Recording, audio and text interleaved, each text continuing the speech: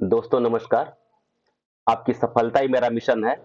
ज्ञानकोश education point पर आपका अभिनंदन है। दोस्तों यह कहते बड़ा हर्ष हो रहा है कि मैं एक बैकअप चैनल भी बनाया हूं ज्ञानकोश एजुकेशन पॉइंट के नाम से, और इस पर आपका ये पहला वीडियो है। और सबसे बड़ी खुशी की बात है कि आप 30 लोग बिना अभी वीडियो डाले सब्सक्राइब कर लिए हैं। कितना प्यार है इस चैनल के साथ, कितना प्यार है हमारे साथ, कितना लगाव है, इसके लिए मैं अभिभूत हूं। ठीक है ना। तो अब जैसे मैं दोनों चैनल पर वीडियो डालूंगा और दोनों चैनल एक साथ आप जब खोलेंगे ज्ञान को शिक्षण, दोनों एक साथ ही शो करें, कहीं आपको कोई कहीं दिक्कत नहीं होगा, किसी प्रकार कोई दिक्कत नहीं होगा। आप जिस पर देखें जिस पर देखें दोनों पर वीडियो पड़ेगा। उस पर आदिकाल का पड़ेगा, इस पर आधुनिक काल का पड़ेगा।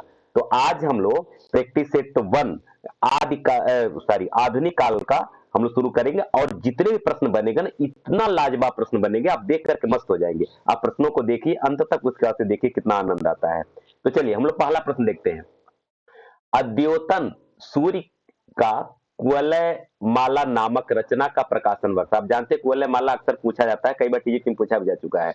अब आपको ये बताना है कि इसका प्रकाशन वर्ष क्या है। आपको 10 सेकंड का समय यहां भी मिल रहा है। आप अपना उत्तर लिख करके रखिए, और जैसे मैं यहां से उत्तर बताऊंगा आप मिलान करके अपना सही टिक करिए, और कितने प्रश्न आपके सही हो रहे हैं हमें अवश्य बताएं। चलिए, तो आपका सही उत्तर है ए 778 ईस्वी। इसको आपको याद रखना पड़ेगा, ठीक है ना। आइए प्रश्न नंबर 2 हम लोग देखते हैं। हिंदी साहित्य में नक्सिक वर्णन का आरंभ किस रचना से माना जाता है। ए उक्त व्यक्ति प्रकरण, बी राउरवेल, सी वर्ण रत्नाकर, डी पदावली। तो हिंदी साहित्य में नक्सिक वर्णन, इसको हालांकि आप जानते हैं, ऐसा नहीं कि प्रश्न कई बार पूछा जा चुका है, तो आप इसका उत्तर जानते भी होंगे। सही उत्तर आपका हो जाएगा बी राउरवेल। अब मैं आपको ये बताना चाहता हूं, कुछ व्याख्या भी कर लिया जाए। राउरवेल किसकी रचना है, तो रोड़ा कवि की है। किस प्रकार का काव्य है, चंपू काव्य है और शिलांकित रचना है। अगर उक्त व्यक्ति प्रकरण की बात किया जाए तो पंडित दामोदर शर्मा की रचना है। वर्ण रत्नाकर की अगर बात किया जाए तो वर्ण रत्नाकर ज्योतिष ठाकुर की रचना है, और यह मैथिली भाषा का की प्रथम रचना भी मानी जाती है। और इसका स्वरूप जो है व्याकरणात्मक ग्रंथ है ये, यानी व्याकरणात्मक ग्रंथ है ये, ठीक है ना। और यह ढांचा, इसका जो ढांचा जो है विश्व कोशात्मक, सॉरी वो ये नहीं है, व्याकरणात्मक नहीं है, सॉरी विश्व कोशात्मक है ये, थोड़ा सा नजर हट गया है, विश्व कोशात्मक है ये, ठीक है ना। अब जहां तक पदावली की बात किया जाए तो पदावली विद्यापति का, आप इसको जानते ही हैं। चलिए प्रश्न नंबर 3। मैथिली हिंदी में रचित प्रथम गद्य रचना माना जाता है। मैथिली हिंदी में रचित कौन सी रचना प्रथम गद्य माना जाता है, आपको ये बताना है। ए उक्त व्यक्ति प्रकरण, बी राउरवेल, सी वर्ण रत्नाकर, या फिर डी 84वें श्रवण की वार्ता, ठीक है ना। तो आपको ये बताना है कि कौन सही उत्तर है। तो सही उत्तर आप जानिए वर्ण रत्नाकर। वर्ण रत्नाकर जो है मैथिली हिंदी में रचित ये गद्य की प्रथम रचना मानी जाती है। बहुत ही इंपॉर्टेंट प्रश्न है, आप इसको जरूर ध्यान रखिए और इसको याद रखिए। प्रश्न नंबर 4 हम लोग देखते हैं। प्रश्न नंबर 4, प्रश्न नंबर 4 आपका जो है क्या है, पृथ्वी चंद्र चरित्र किसकी रचना है। पृथ्वी चंद्र चरित्र किसकी रचना है, आपको बताना है। बिल्कुल अलग हट करके प्रश्न आपको यहां से मिलेगा, इसलिए आप केवल 2-4 प्रश्न से आप मूल्यांकन मत कर लीजिएगा, आप 20 प्रश्न और से देखिएगा। चलिए पहला प्रश्न, पहला आपका विकल्प है माणिक्य चंद्र सूरी, दूसरा है मैंने बी फतेह राम बैरागी, सी माणिक लाल ओझा, या फिर डी हुसैन अली खान। तो सही उत्तर देखिए, सही उत्तर आपका हो जाएगा क्या, माणिक्य चंद्र सूर्य। ये माणिक्य चंद्र सूर्य की रचना है। अब थोड़ा सा और भी जान लिया जाए तो फिर फतेहराम बैरागी की कोई तो कोई रचना जरूर होगी। तो फतेहराम बैरागी की रचना क्या है, पंचाख्यानक है। आप मेरी आवाज सुन रहे हैं, आप उसको नोट बनाते चलिए, ठीक है ना। पंचाख्यानक है। अगर माणिक लाल ओझा की बात किया जाए तो माणिक लाल ओझा की रचना है सोमवंशन की वंशावली। सोमवंशन की वंशावली, ये माणिक लाल ओझा की रचना है। और हुसैन अली खान की बात अगर किया जाए तो चार दरवेश का इन्होंने दक्षिणी हिंदी में अनुवाद किया है। चार दरवेश जो रचना है यह दक्षिणी हिंदी में इसका अनुवाद इन्होंने किया है, ठीक है ना। चलिए प्रश्न नंबर 5 हम लोग देखते हैं। किस विद्वान ने पृथ्वी राजरासों में वचनिका शीर्षक के अंतर्गत उपलब्ध गद्य को ब्रजभाषा गद्य का प्राचीनतम स्वरूप माना है। बिल्कुल अलग हट करके प्रश्न आपको यहां से मिलेगा, देखिएगा। किस विद्वान ने पृथ्वी राजरासों में वचनिका शीर्षक के अंतर्गत उपलब्ध गद्य को ब्रजभाषा गद्य का प्राचीनतम स्वरूप माना है।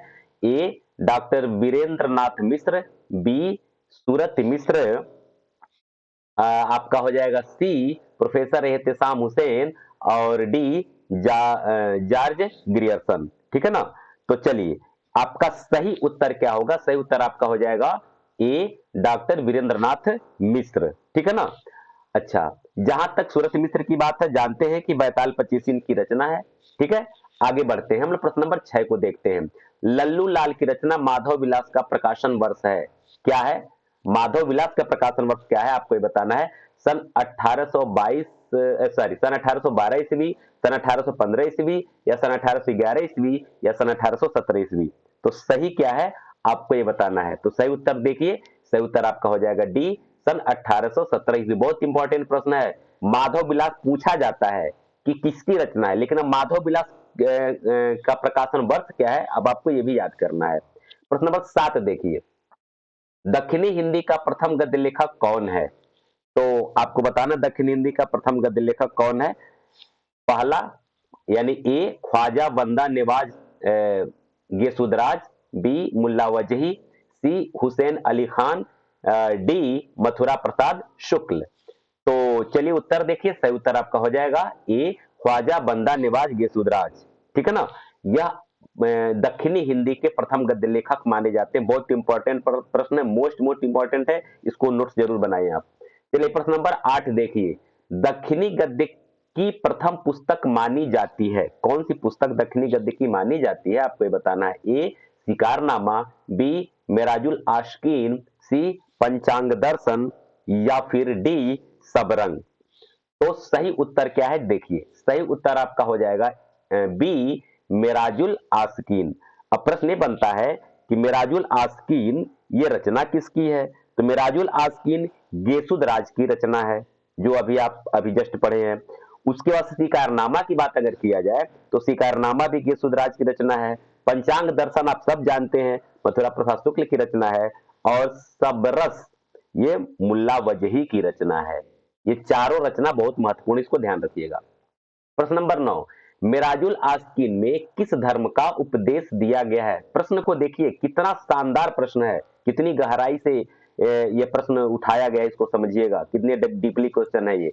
तो प्रश्न नंबर 9 क्या है, मेराजुल आस्कीन में किस धर्म का उपदेश दिया गया है? ए बौद्ध धर्म, बी सूफी धर्म, सी जैन धर्म, या फिर डी इस्लाम धर्म। ठीक है ना। तो किसका किया गया है आपको ये बताना है। तो सही उत्तर हो जाएगा आपका बी सूफी धर्म का उपदेश इसमें दिया गया है। ठीक है ना। और जैसा कि आप अभी अभी पढ़े हैं कि मेराजुल आस्कीन गेसुदराज की रचना है। चलिए प्रश्न नंबर हम लोग 10 देखते हैं। कुतुब मुस्तरी किसकी रचना है? कुतुब मुस्तरी किसकी रचना है आपको ये बताना है। ए मुल्ला वजही का, या फिर बी हुसैन अली खान का, या सी गेसुदराज का, या फिर डी प्रिया दास का। ये किसकी रचना है आपको ये बताना है। तो आइए सही उत्तर देखिए, सही उत्तर आपका हो जाएगा ए मुल्ला वजही का। दोस्तों मैं आपको सिर्फ और सिर्फ 1 मिनट लेना चाहूंगा, थोड़ा चैनल के बारे में बताना चाहूंगा। देखिए ये आपकी बाएं स्लाइड पे जो है यहाँ ज्ञानकोश एजुकेशन पॉइंट है। ये अभी मेरा जो बैकअप चैनल है, इसको जो मैं क्रिएट किया हूं, यह है जिस पर आप ये वीडियो देख रहे हैं। और सबसे बड़ी बात, इसी पर आपको ज्ञानकोश एजुकेशन मेरा जो पुराना चैनल है, जो 12,600 सब्सक्राइबर हो चुके हैं, तो वह भी चैनल साथ में है। ठीक है ना। तो यहां आप दोनों चैनल देखेंगे। अब यहां दाएं पेज पर आइए, यहां देखिए मेरे ज्ञानकोश एजुकेशन जो पुराना चैनल है, उस पर भी उसके होम पेज पर ही मेरा नया चैनल भी आपको मिल जाएगा। यहां देखिए ज्ञानकोश एजुकेशन पॉइंट, यानी आपको एक सादे सबसदे कहीं जाने का आवश्यकता नहीं, सिर्फ और सिर्फ आप ज्ञानकोश एजुकेशन पर रहिए, आपको वहां से दोनों चैनल मिलेगा और दोनों पर वीडियो अपलोड होगा, दोनों को देखिए, एकदम मस्त रहिए। यहाँ जो बाएं साइड में लिखा हुआ, थोड़ा सा इस पर मैं एक बार आपसे निवेदन करना चाहूंगा। हमारे मुख्य चैनल का लिंक आपको इस वीडियो के डिस्क्रिप्शन बॉक्स में और कमेंट बॉक्स में भी मिल जाएगा। आप दोनों चैनल को सब्सक्राइब कर लीजिए, बस इतना सा ही निवेदन है। और एकदम मस्ती के साथ हम लोग पढ़ेंगे, बहुत आनंद आएगा। चलिए हम लोग प्रश्न नंबर 11 को देखते हैं। मुल्ला वजही सब रस नामक ग्रंथ की रचना कब किए आपको ये बताना है। ए सन 1630 ईस्वी में, बी सन 1631 में, सी सन 1633 में, या डी सन 1635 में। तो आइए उत्तर देखिए, सही उत्तर आपका हो जाएगा क्या डी सन 1635 ईस्वी में किए। ठीक है ना। आइए प्रश्न नंबर 12 हम लोग देखते हैं। उर्दू साहित्य गद्य की प्रथम रचना मानी जाती है। देखिए जितना भी प्रश्न है कितना शानदार, आप देखिएगा। उर्दू साहित्य गद्य की प्रथम रचना मानी जाती है। ए लतायफ ई हिंदी, बी मुंतख बुत्तवारिक, सी सबरंग, या फिर डी हिदायतनामा। तो सही उत्तर क्या है? देखिए सही उत्तर आपका हो जाएगा सबरस। अब जहां तक ये भी जान लीजिए कि लतायफ ई हिंदी किसकी रचना है? कि लल्लू लाल की रचना है। और मुंतक बुत्तवारी किसकी रचना है? तो मुंशी सदा सुखलाल की रचना है। अगर हिदायतनामा की बात किया जाए तो गेसुदराज की यह रचना है। प्रश्न नंबर हम लोग देखते हैं 13। मथुरा प्रसाद शुक्ल ने पंचांग दर्शन नामक ज्योतिष ग्रंथ की रचना कब किया? आपको यह बताना है। सन 1800 ईस्वी में, या सन 1801 में, या सन 1802 में, या फिर 1803 में। कब पंचांग दर्शन नामक ज्योतिष ग्रंथ की रचना किया? क्योंकि जो ये तो पूछा जाता है पंचांग दर्शन किसकी रचना, ये उसको जानते भी हैं, लेकिन आपको इसका सन भी याद करना पड़ेगा। तो प्रश्न नंबर आपका हो जाएगा 13 का ए, 1800 ईस्वी में इन्होंने पंचांग दर्शन की रचना किया है। आइए प्रश्न नंबर 14 हम लोग देखते हैं। पंडित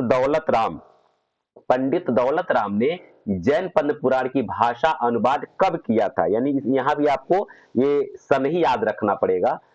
ए आपका हो जाएगा 1771 ईस्वी, बी 1761, सी 1765, या फिर डी 1760। यानी कब जो है पंडित दौलत राम ने जैन पुराण का भाषा अनुवाद किया था? तो आइए सही उत्तर देखिए, बी सन 1761 ईस्वी में। ठीक है। आइए प्रश्न नंबर 15 हम लोग देखते हैं। रस्मों रिवाजों भाखा का दुनिया से उठ गया, यह किसकी पंक्ति है? बार बार पूछा जाने वाला प्रश्न है ये। ठीक है ना। तो आइए उत्तर बताइए। ए मुंशी सदा सुखलाल, बी सदल मिश्र, सी लल्लू लाल, या फिर डी इंसा अल्लाह खां। तो आपका सही उत्तर क्या होगा? इसको देखिए, सही उत्तर आपका हो जाएगा ए मुंशी सदा सुखलाल। ठीक है ना। दोस्तों आप 15 प्रश्न पढ़े, और 15 प्रश्न में प्रश्नों का लेवल आप अंदाजा लगा सकते हैं कि कितना शानदार लेवल यहां से आपको मिल रहा है। इसलिए केवल आप मेरे साथ बने रहें। बस जिस तरह भरोसा आप अब तक किए हैं इस तरह भरोसा करते रहिए। हाँ, कुछ जब मैं सिलसिलेवार वीडियो डाल रहा हूं तो सरल प्रश्नों को भी उठा रहा हूं, तो वहां से आपको शायद निराशा हाथ लग रही है। मैं समझ पा रहा हूं आपको कि कुछ तरह के प्रश्न आपको हर जगह मिल जाएंगे, जबकि मेरा चैनल इसलिए आप यहाँ मेरे पास इसलिए आ पा रहे हैं क्योंकि आपको यहाँ अच्छे लेवल के प्रश्न मिल रहे हैं। आप हो सकता है कहीं और से तैयारी कर रहे हो, किसी भी चैनल तैयारी कर रहे हो, लेकिन प्रैक्टिस सेट के लिए यहाँ आप इसलिए आते हैं। मैं समझ पा रहा हूं कि यहाँ से आपको बहुत शानदार प्रश्न मिलेगा, तो उतना ही शानदार प्रश्न मिलेगा, विश्वास रखिए। लेकिन एक दो वीडियो अगर सरल प्रश्न का आ जा रहा है तो इतना समझ सकते हैं, मेरे साथ हमारे बहुत सारे ऐसे साथी जो पहली बार परीक्षा देने जा रहे हैं। ठीक है ना। तो उसको आप मैनेज करें। ठीक है ना। वीडियो अगर अच्छा लग रहा हो तो लाइक कर दीजिए और शेयर कर दीजिए, और नए हो तो इसको सब्सक्राइब कर लीजिए। नए तो सब लोग हैं, तो सही बात है कि अगर जितने लोग हैं, एक निवेदन है कि आप लोग इस मेरे नए चैनल को सब्सक्राइब कर लीजिए, इतना ही प्यार आपका चाहिए। चलिए प्रश्न नंबर 16। शैली की दृष्टि से रानी केतकी की कहानी किस प्रकार की रचना है? ए करुण प्रधान रचना है, या बी हास्य प्रधान है, या सी वीर प्रधान है, या डी श्रृंगार प्रधान है। शैली की दृष्टि से रानी केतकी की कहानी आपको बताना है। तो आइए सही उत्तर देखिए। सही उत्तर आपका क्या हो जाएगा? सही उत्तर आपका हो जाएगा बी, ये हास्य प्रधान रचना है। ठीक है ना। आइए प्रश्न नंबर 17 हम लोग देखते हैं। लल्लू लाल की कौन सी रचना ब्रजभाषा गद्य में है? ध्यान दीजिएगा, लल्लू लाल की कौन सी रचना ब्रजभाषा गद्य में। लल्लू लाल से जितने प्रश्न बन सकते हैं लगभग लगभग मैं सारे प्रश्नों को यहीं से दे रहा हूं, ताकि उनसे संबंधित कोई प्रश्न अगर आएगा तो आपको दिक्कत नहीं होगा। तो ए है लाल चंद्रिका, बी वैताल पचीसी, सी शकुंतला नाटक, या फिर डी सभा विलास। तो कौन सी रचना ब्रजभाषा गद्य में है लल्लू लाल की? आइए उत्तर देखिए। ए लाल चंद्रिका। ठीक है ना। लाल चंद्रिका जो है ये रचना है। और उसके बाद आप आगे बढ़ते हैं। प्रश्न नंबर 18 हम लोग देखते हैं। लल्लू लाल की रचना का एक अन्य नाम नागरी दशम है। ध्यान दीजिएगा, लल्लू लाल की किसी एक रचना का नाम क्या है? नागरी दशम है। किस रचना का नाम आपको बताना है? ए बैताल पचीसी, बी माधव विलास, सी सिंहासन बतीसी, या फिर डी प्रेम सागर। ठीक है ना। तो काफी चर्चित है, वहां तक आपको बस अगर आप इसका उत्तर जब जानेंगे तो मजा आ जाएगा। देखिए क्या है, प्रेम सागर।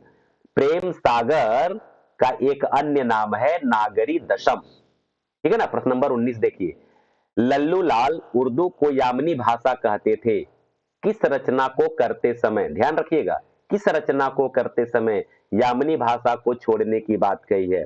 प्रश्न किस तरह से आयोग पूछ सकता है, वहां तक मैं जाने का प्रयास किया हूं। आप जानते हैं कि यामनी भाषा लल्लू लाल मतलब लल्लू लाल कहते हैं उर्दू को, यामनी भाषा। ठीक है ना। लेकिन किस रचना को करते समय किए हैं, तो देखिए, ए भाषा कायदा, बी माधव विलास, सी प्रेम सागर, डी बैताल पचीसी। आइए उत्तर जानिए। सही उत्तर आपका हो जाएगा सी प्रेम सागर की रचना करते समय उन्होंने कहा कि यामनी भाषा को छोड़ना चाहिए। ठीक है। आइए प्रश्न नंबर 20, रामचरित जो 1806 ईस्वी की रचना है, यह किसकी रचना है आपको यह बताना है। ए लल्लू लाल, बी मुंशी सदासुख लाल, सी सदल मिश्र, और डी इंसा अल्लाह खां। तो कौन है, तो सही उत्तर आपका क्या हो जाएगा आपको बताना है। तो आपका सही उत्तर हो जाएगा सी सदल मिश्र। सदल मिश्र की रचना है रामचरित्र, जो 1806 ईस्वी की रचना है। दोस्तों, अब तक आप मेरे साथ बने रहे, इसके लिए आप सबको बहुत बहुत धन्यवाद। बस वही एक छोटा सा निवेदन कि जितने लोग इस चैनल को देख रहे हैं, प्लीज सब लोग इसको सब्सक्राइब कर लें। मेरा जो नया चैनल है ज्ञान कोश एजुकेशन पॉइंट। ठीक है ना।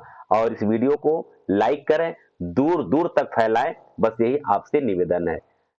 आप सबको एक बार पुनः बहुत बहुत धन्यवाद।